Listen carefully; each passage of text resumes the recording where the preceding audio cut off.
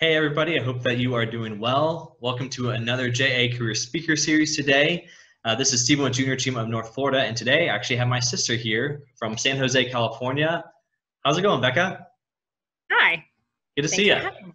Good to see you. So the very first part of the interview is introduce yourself to these students, your name, of course, but your job, where you're from, kind of a basic synopsis of who you are. Yeah. So I'm Becca Burslem. Like Stephen said, I'm in San Jose, California. My job is as a general contractor for a large commercial construction company called Holder Construction. This is our logo on my shirt. Oh, cool. We are nationwide, and commercial construction simply just means we do a lot of different type of, obviously, commercial buildings, but industrial, no residential. And we focus a lot on data centers. So that's kind of our bread and butter. Cool. A little bit about me. Grew up in Georgia, born in Delaware. And then with my job, I started in Atlanta for a couple years, and I wanted to change it up. So I asked my company to move me West Coast again, because we are a national company. We had that opportunity. And I can get into some of the nuances of what those projects have been that have pulled me in those different locations. But I spent 2 years in California and then 2 years in Arizona. And then now I'm back in California. Cool. Yeah, so clearly you've been all over the place, all throughout the nation. It was like East Coast, then also West Coast. So in the perspective of when you were in high school, I assume you didn't really have an idea that you were going to be like working for a construction company per se. So describe like your high school age, kind of like what were your interests, and then also like did you think that would lead you to college, or did you want to enter the workforce? Yeah, fantastic question. So it's interesting. And I really look at my journey as truly the blessing and the benefit of when one seed is planted at the right time in the right place, and not to discount any seeds that are planted. So long story short, what that means, in ninth grade in high school, we were challenged to write a very legitimate research paper on what we want to be when we grow up. And that opened a whole realm of opportunity for me to interview people in creative industries. I always knew big picture. I was a creative. I painted some of these in the background. But I also knew that I very much liked to not control things, that's a bad word, but to manage big picture ideas. So initially, I thought that was event planning, right? Creative, managing chaos, quick things.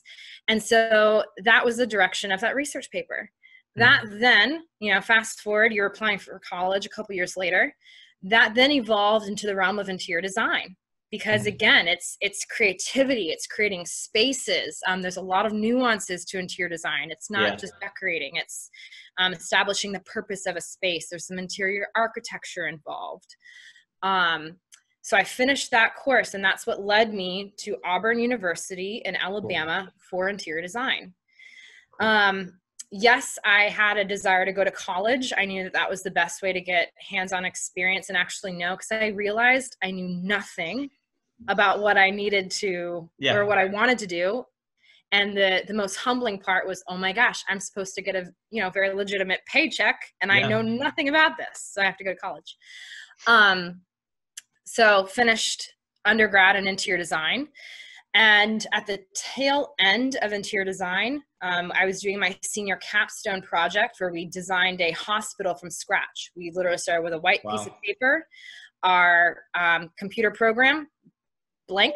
We came up with the programming, the ideation, how people move and flow and operate in that hospital. Long story short, I was focusing so much on the structure, the cool cantilevered steel roof, a lot of the manipulating the actual building itself. My professor, again, planted another seed and said, I wonder if you are cut out for construction management. Never knew anything about it, never pursued it, never thought about it. Finished undergrad, pursued, got an internship at a very high-end hospitality design firm in downtown Atlanta, which is kind of your dream internship for a designer. Right. I was doing the scut work, obviously, doing CAD, which for those of you who don't know, it's a digital design program. Okay. Doing all sorts of stuff, but realized I wanted more autonomy for my personality, kind of the job direction, that I wanted to take. I wanted to be able to call more of the shots outside of the design realm. Yeah. So interestingly, and that's one thing I want to share is, even though I am a creative, there was an interesting niche of my brain that hadn't been tapped into yet, which was also an engineering side of my brain. Right. And someone planted a seed. I researched it, asked questions about it unknowingly, and then continued to follow that trail. And I got into the master's program at Auburn University again for building construction and management. And I tell you, I was the only girl in that class that year.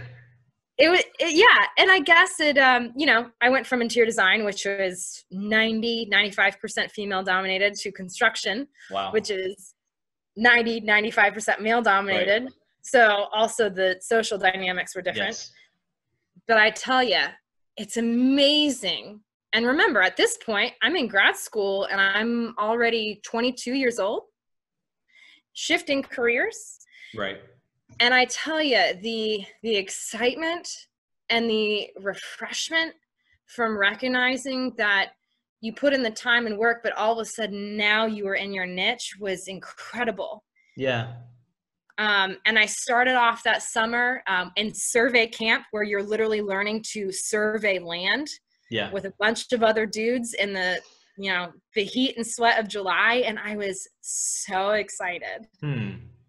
That's really cool. So it sounded like college for you, I mean, high school, everything was like a stepping stone, just to what you needed to do next. And just kind of those ideas that were kind of instigated by someone else said, like, hey, I think you could do this. It was really beneficial, and also led to what you're doing now. Yes. With Holder Construction, which is really cool to see how that plays out in people's lives. Yes. Okay, so now talking about Holder Construction, can you remind us what's your specific position at Holder? Yes, I'm a project manager. Okay. So. Yep. Okay. And I became project manager after I was here for 5 years. And so I've been a manager for 2 years. Okay. I've been at the company, obviously, 5 plus 2, 7 years. Got it. Okay. So, yeah.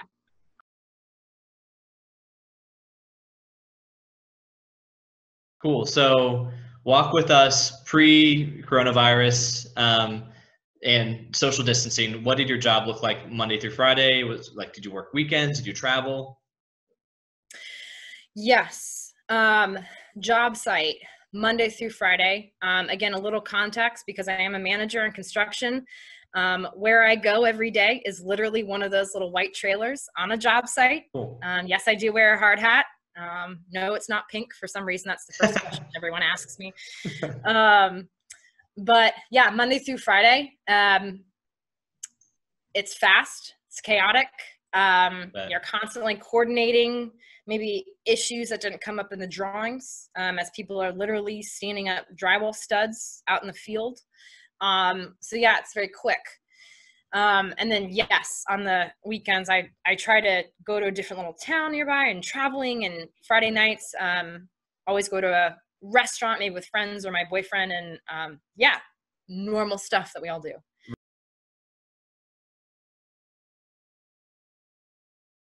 Right. Post COVID-19. So interestingly, for the construction industry, obviously we're very well acclimated with the shelter-in-place mandates. For construction, some of the biggest debates is what mandates essential infrastructure. One of the major construction, I guess, sects that you could identify, or that has been identified as essential infrastructure, is data centers. Obviously, I mean, we're doing a Zoom call. Yeah. Zoom houses all of that data, or operates via data. Right. That's good context. Right. Google, Facebook, any infrastructure that is operated through the World Wide Web. Right. So, and like I said earlier, one of Holder's major avenues is data centers. So a lot of our job sites have been able to stay open. Wow. Mine is closed. I'm building an office building right now for Apple. Got it. So not essential. Not essential. Right. Now that building supports the group that is Apple Pay, but that group is able to sit at home, continue to operate their services. We're not housing data. What it looks in real time in my industry is once that shelter in place is lifted, and even for the job sites that are able to continue to operate, we have large documents that itemize everything that we have to do to stay safe. 24/7, the face masks are on. We stay 6 feet apart. If there is an activity like running electrical conduit where you need someone to also cut out concrete in the slab, lay an electrical conduit, that's 2 people. They have to typically be within 6 feet of each other. Right. There's other mandates. You have your face mask and your face shield, full PPE and gloves. So the operations continue. You lose efficiencies, but people are still able to show up to work, including our hourly laborers. You're adding on time and cost for the time at the very beginning of the day where we hire out a third party to scan everybody for fever. Excuse me. And then we have a QR code that people scan after they have finished their attestation, which is 5 questions asking about their interactions, fever, quarantine, that kind of thing. Wow. So that's really interesting. I feel at times, like I've talked to a decent amount of people and just kind of heard their job stories. And at times some are saying like, we've also become more efficient, like because we've been able to like work from home, like work remotely and able to focus in on what are our priorities. But it sounds like for construction, it slowed way down to where obviously you're not as productive, you're not as efficient because, I mean, for you specifically, you are obviously are not at the job site while others are, but you're managing from a distance, correct? Yeah. So it's not like that hands-on, like where like, hey, I see an issue, I can immediately call it out. Like you're not there like to see anything. Right. I will say, and I had a very similar conversation internally with our company and a lot of our vice presidents yesterday about how this shutdown has affected how we manage, how we operate. And my response to that was, we've simply gotten more creative. So the coordination still has to happen. And on the management side, obviously I'm not a field superintendent. That's a different role. Right. So a lot of my time is actually sitting in the trailer, so I can still do the same stuff sitting on my couch. Right. So what we're doing is just getting more creative. We're taking those floor plans and we're doing we highlight issues and we do overlays of mechanical drawings with architectural drawings and identify clashes. So we're just doing that digitally. We're setting up Zoom calls just like this, sharing screens. And what's actually been a blessing in disguise is with this time where construction productivity is slower, we're actually using it to get ahead on a lot of those coordination issues that sometimes in the field it's a fire drill. Right. So that's what it looks like now.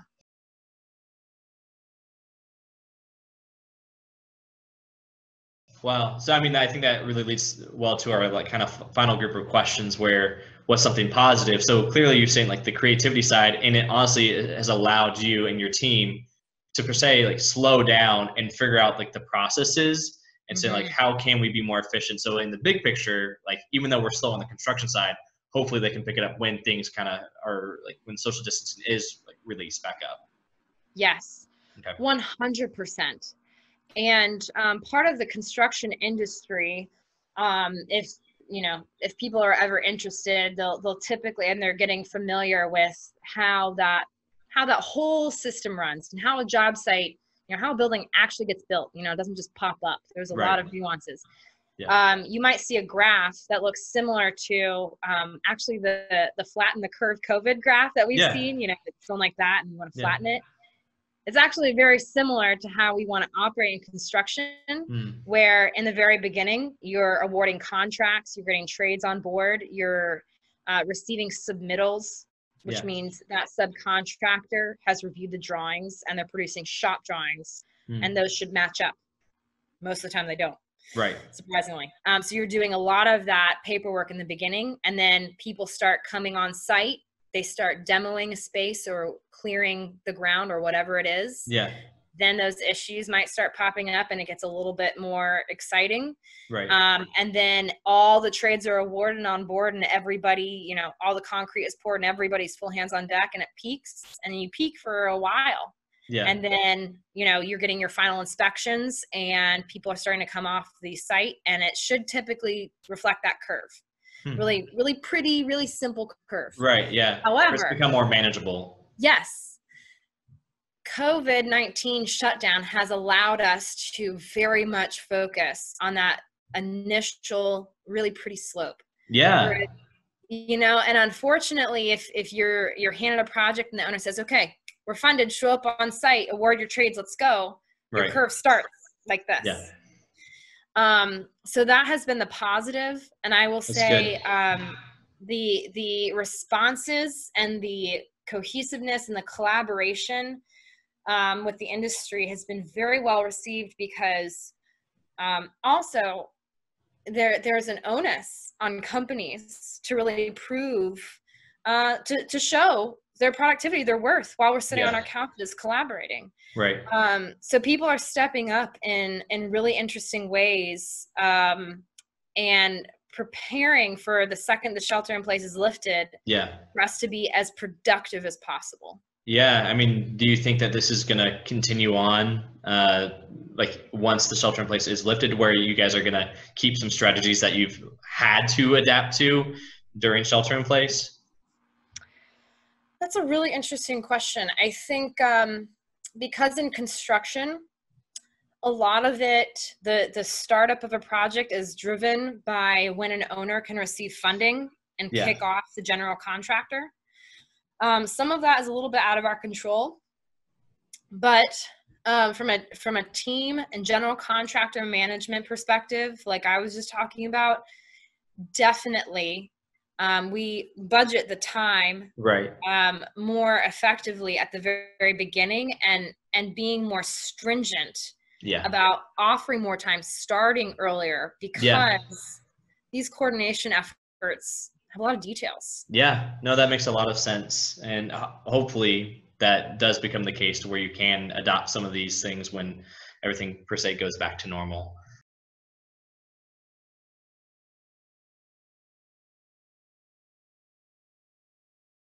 So that leads to the final question. We're obviously in kind of uncertain times. Job security is not at an all-time high. And so we do need to have some type of security. And so can you tell students, why is it so important? And even kind of what have you learned in this season, or what have you done in like prior to an emergency season like this to help you be financially secure? Yes. Oh, I love that question. Also in part because one of the major things I deal with every day, I literally manage money for the owner. That's my job. So the project I'm working on now, it's about $30 million. Wow. What I do is I negotiate costs, move money around, make sure we're working efficiently so that we can maximize that money. So that's what I constantly think about. The purposes and reasoning and the value behind it. Learning about managing money and why it's healthy and a worthy pursuit, especially in the high school years, I feel lifts some of the fear that we have about money, because it can almost feel very intimidating. Yeah. If there's not excess, it's like, well, I guess there's not much to manage. I'm just gonna try to not go over a budget. Right. Versus really lifting the veil, establishing what is my baseline. And that's a very construction terminology, but what is the baseline? What is everything that it takes to function? Again, I'm speaking from a construction perspective, but that's life. What does it take to function? Yeah.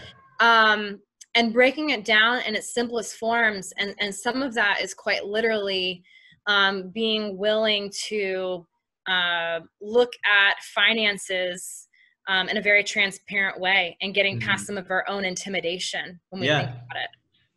That's good. I think I haven't honestly heard that answer before.